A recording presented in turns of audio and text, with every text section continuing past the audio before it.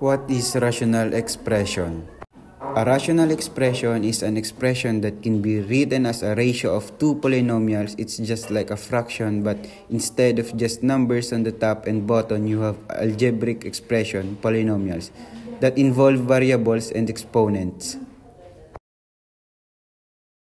Let's have 2x squared plus 8x plus 8 all over 6x squared minus 24. The key is to factor the numerator and denominator completely. So first, observe that 2 is a common factor in the numerator and so is 6 in the denominator. So we're left with x squared plus 4x plus 4 in the numerator, and we have x squared minus 4 in the denominator. Now observe that this expression is a perfect square trinomial, so it factors into this next. Notice that this expression denominator is a difference of 2 squares, so we obtain this in the denominator.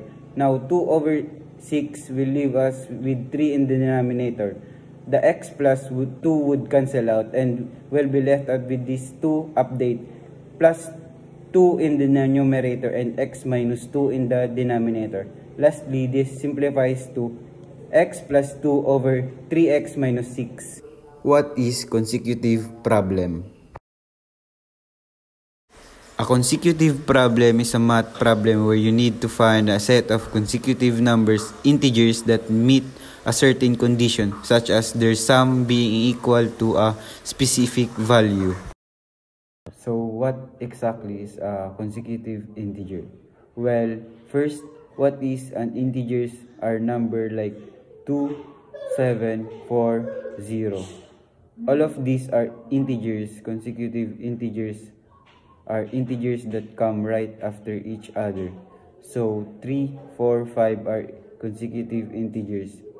6, 8, 10 are not consecutive integers because we are skipping 7 and 9, 4, 5, 6, 7.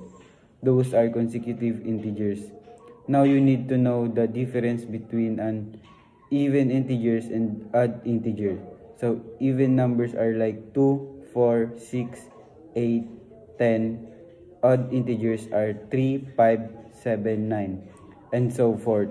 So consecutive odd integers, for example, would be like 9, 11, 13, 15.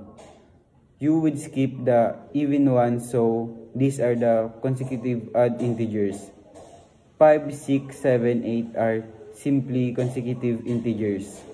12, 14, 16, 18, that's a list that represents consecutive even integers.